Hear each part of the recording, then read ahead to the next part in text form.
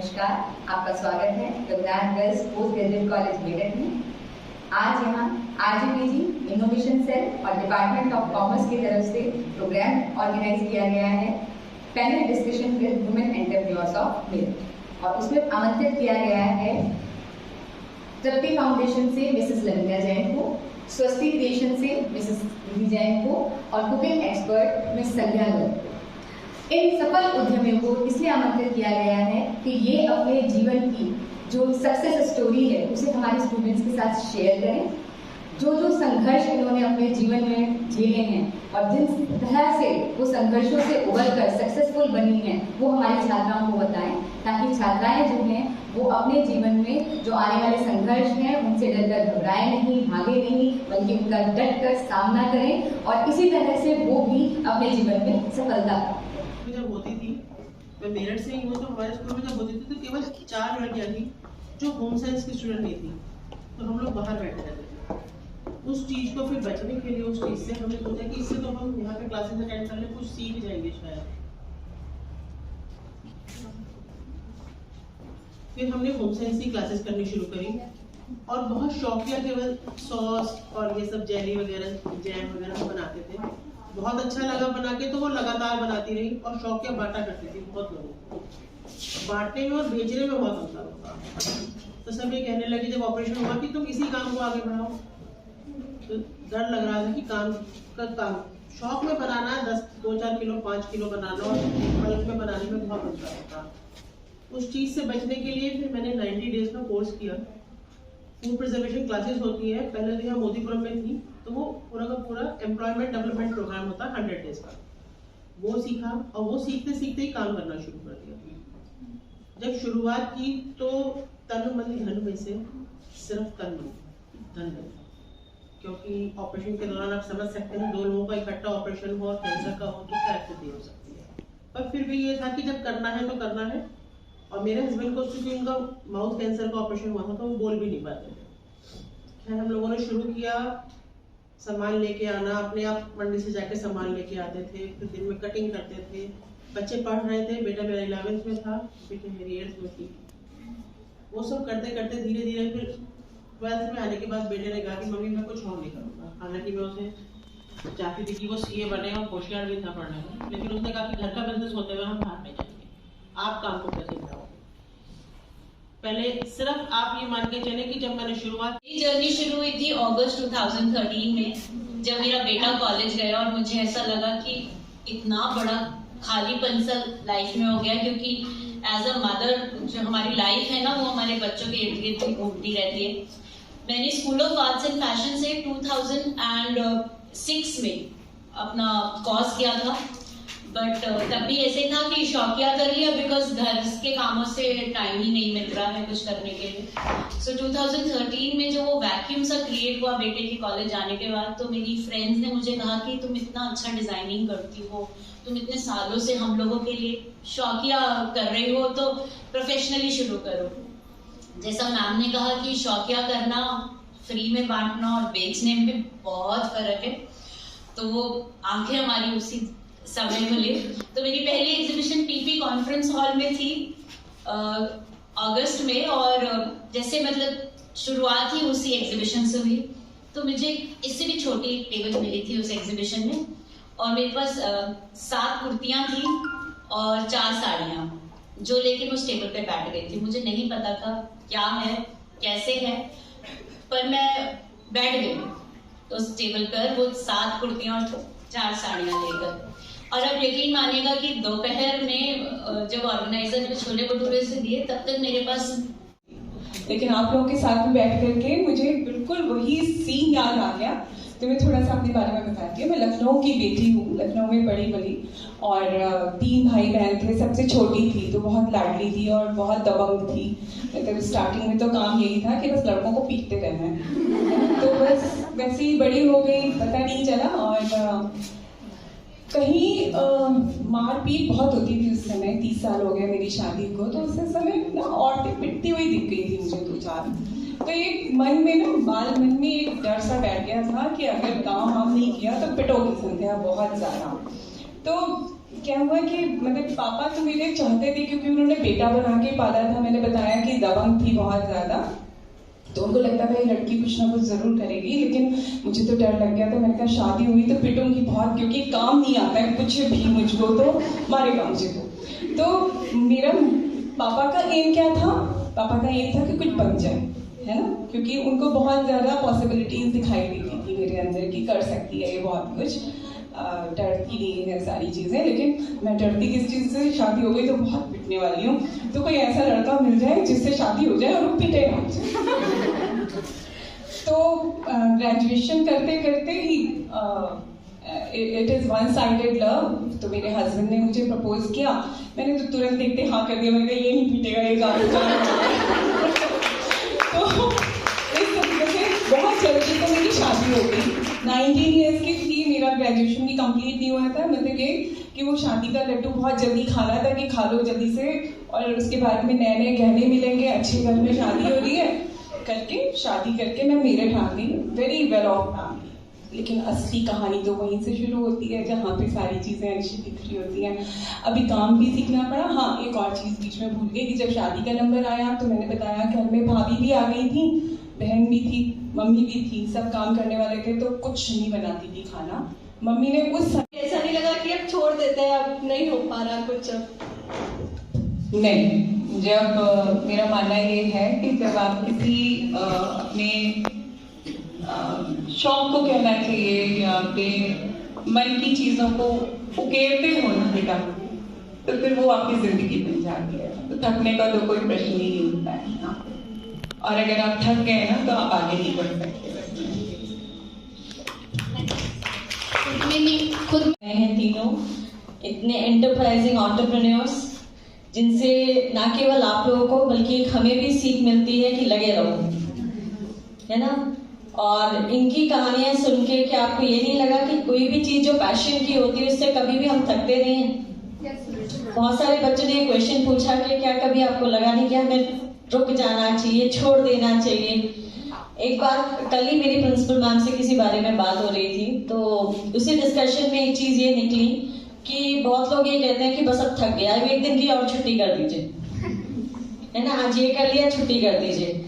तो ऐसी ही बात हो रही थी और भी वहां पे कोई और बैठा हुआ था। तो यूनिवर्सिटी से प्रोफेसर हरे कृष्णा सर आए हुए थे, तो उनसे बात करते करते ये बात निकली कि जब हमारा कोई काम होता है या हम अपना काम जो पैशन के साथ करते हैं हम उसमें कभी नहीं थकते।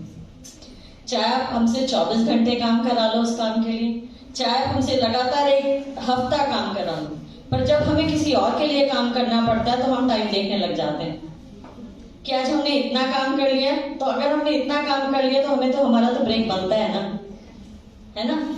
तो जब भी हम लोग कोई गोल सेट करते हैं तो उस गोल के साथ अपने आप हमारे अंदर, कहते हैं ना, ऊपर वाला इतनी एनर्जी दे देता है, इतनी जील हमें दे देता है कि सिर्फ वो सामने एक बर्ड्स आई दिखाई देती है कि वहां तक पहुंचना है।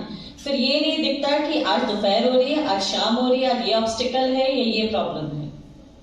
तो इसी बर्ड्स आई को ध्यान में रखकर हमें आगे बढ़ते जाना है। इस बर्ड्स आई तक पहुंचने में बहुत सारी कठिनाइयां डेफिनेटली, जैसे सभी हमारे एंटरप्रेन्योर्स ने फेस करी है, वैसे ही सभी को फेस करनी भी पड़ती हैं और होती भी हैं। पर उन सबको नजरअंदाज करके अगर हम अपना जील हमारा पक्का है तो हमें वहां तक पहुंचने में कोई नहीं रोक सकता। कहते हैं ना, जैसी नीयत रखते हो वैसी बरकत होती है। तो अगर आपकी पॉजिटिव एम के साथ आप आगे बढ़ते चले जाओगे तो कहते हैं ना, दुनिया की कोई भी एनर्जी ऐसी नहीं है जो आपको वहां से पहुंचने से रोक सके। इसी एनर्जी को, इसी जील को, इसी पैशन को हम आपसे बच्चों जो हमारे आरजी कॉलेज की रघुनंदनियां हैं उनसे उम्मीद करते हैं कि वो हर एरिया में लगाएं, ताकि सबसे अलग आप नजर आओ, सबसे टॉप पे आप नजर आओ और हमेशा आगे बढ़ते ही नजर आओ। उन्होंने बहुत ही प्रेरणादायक अपनी स्टोरी शेयर करके यंग माइंड्स को जिस तरह से इग्नाइट किया है वो बहुत ही काबिल तारीफ है। Thank you so much. साथ ही पैशन को कैसे जिंदा रखा जाता है हमने निधि मैम से सीखा, और साथ ही फुल एनर्जी, सीखने की लगन, मंजिल उन्हीं को मिलती है जिनके सपनों में जान होती है। यहाँ पंखों से कुछ नहीं होता, हौसलों से उड़ान होती है। तो हौसलों के प्रति मुक्ति हमने सीखा। बनाने का प्रपोजल आया तो सही बात है, कॉमर्स डिपार्टमेंट में पोटेंशियल है इन चीज़ों के लिए। तभी मेरे मन में ये आया था कि कुछ पैनल डिस्कशन किया जाए जिसमें रियल लाइफ स्टोरीज हम शेयर करें स्टूडेंट से। क्या चैलेंजेस आप लोगों ने फेस किए, क्या प्रॉब्लम्स आई और कैसे आप उसको ओवरकम करके एक हाइट पे पहुंचे। तो यही सक्सेस स्टोरीज रियल लाइफ की, मेरिट की, अपनी खुद की बहनें अगर शेयर करें तो बच्चों को एक बहुत अच्छी दिशा मिलती है। उसके लिए सूत्रधार का काम किया आयुष गोयल और पीयूष गोयल भैया ने, जो पर्यावरण एवं स्वच्छता से जुड़े हुए हैं।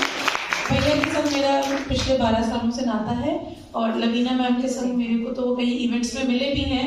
तो उनकी और वो सूत्रधार थे इस कार्यक्रम के, उन्होंने आप तीनों का नाम सजेस्ट किया और मुझे जान के बहुत हर्ष हुआ, जैसा कि अर्चना मैम ने बताया कि आप सभी हमारे कॉलेज से बहुत पुराने समय से जुड़े रहे हैं। तो ये आरजी कॉलेज के लिए बहुत ही सौभाग्य की बात है कि आप सभी आज यहाँ पे उपस्थित हुए और अपने इतनी अच्छी सक्सेस स्टोरीज से हमारे जितने भी यंग ये बच्चियां हैं इनको एंटरप्रेन्योरशिप के बारे में और एक कैसे अच्छे उद्यमी आगे जाके बन सकती हैं उसके बारे में जानकारी दी। थैंक यू सो मच कि उन्होंने आज हमारे इस कार्यक्रम के लिए अपना अमूल्य समय निकाला, यहाँ आई और हमारी छात्राओं के साथ अपने जो व्यूज हैं, अपनी जो सक्सेस स्टोरी है वो शेयर की। एक बार मैं आप सभी से अनुरोध करती हूँ कि इसके लिए एक बार जोरदार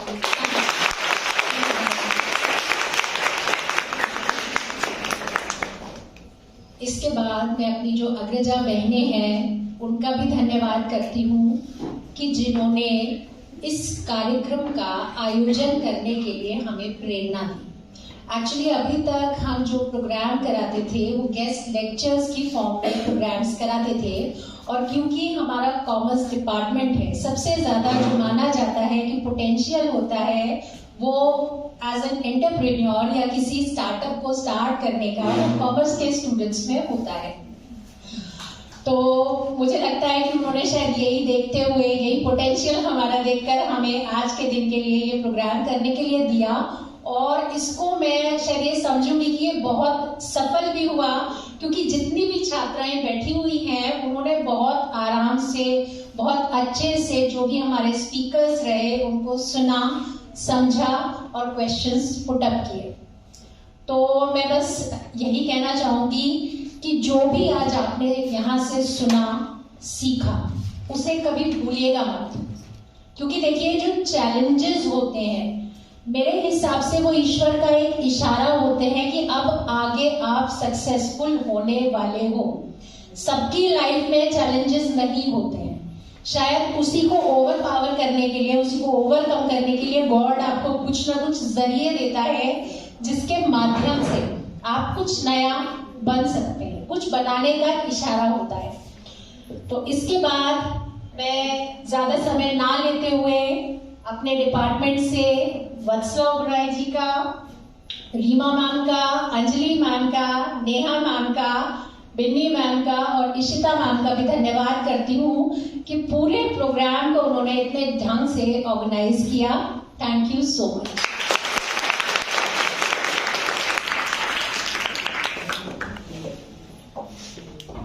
thank you so much ma'am. हमारे बीच दीक्षा मैम। तो आइए जानते हैं स्टूडेंट से कि उन्हें आज का प्रोग्राम कैसा लगा और उन्हें इस प्रोग्राम से क्या सीखा। आप बताइए बेटा, आज का आपका टेक अवे क्या रहा इस प्रोग्राम से? मेरा नाम नेहा शर्मा है, मैं एमकॉम थर्ड सेमेस्टर की छात्रा हूँ। आज हमारे डिपार्टमेंट ने एक प्रोग्राम आयोजित किया था जो था कि विमेन एंटरप्रेन्योर्स आए थे हमारे कॉलेज में और हम लोगों को उनसे बातचीत करने का मौका मिला। उन्होंने अपनी ज़िंदगी के बारे में हमें बहुत कुछ बताया, जिस तरह से उन्होंने अपनी लाइफ में कैसे सक्सेस पाई है उसके बारे में बहुत बताया। ये प्रोग्राम बहुत ज़्यादा मोटिवेटिंग और बहुत ज़्यादा इंस्पायरिंग था। हमने हमारे पास संध्या गर्ग मैम और लवीना जैन मैम आई थी और निधि मैम भी आई थी, जिन्होंने हमें अपने ज़िंदगी के बारे में, अपनी सक्सेस लाइफ के बारे में हमसे बातचीत की और हमें उनसे बातचीत करने का मौका मिला। तो क्या लगता है आपको, ऐसे प्रोग्राम भविष्य में भी होते रहने चाहिए? जी, मुझे यही लगता है कि हमारे आरजी कॉलेज में ये प्रोग्राम भविष्य में भी होते रहने चाहिए ताकि हमारी जो आरजी की छात्राएं हैं या जो हमारे फ्रेंड्स हैं उन लोगों को भी इससे मोटिवेशन मिले और वो आगे बढ़ने का उनको मौका मिले, उन्हें अपॉर्चुनिटीज मिले आइए जानते हैं दूसरी छात्रा से कि उसे इस प्रोग्राम से क्या सीखने को मिला। आप बताइए। मेरा नाम आदित्य हुसैन है और मैं एमकॉम संस्कृत की छात्रा हूँ। आज कॉमर्स डिपार्टमेंट के द्वारा एक इवेंट ऑर्गेनाइज किया गया, नेशनल एंटरप्रेन्योरशिप डे, जो बहुत ही अच्छा रहा, बहुत ही इंस्पायरिंग था। एक तरह से किसी को सामने से सुनना बहुत बड़ी अलग चीज़ होती है। अगर आप सामने से इंटरेक्ट करते हो किसी से तो आप ज़्यादा सीखते हो उस चीज़ को। जो हमारे बीच की निधि मैम, रवीना मैम और संध्या मैम आई थी, उन्होंने अपनी लाइफ से अपने किस तरीके से उन्होंने शुरुआत की इस चीज़ को, उन्होंने बहुत ही इंस्पायर किया और हमें बहुत कुछ सीखने को मिला। और ये प्रोग्राम्स हमेशा होते रहने चाहिए क्योंकि यूथ को इसकी बहुत ज़्यादा ज़रूरत है। Thank you so much.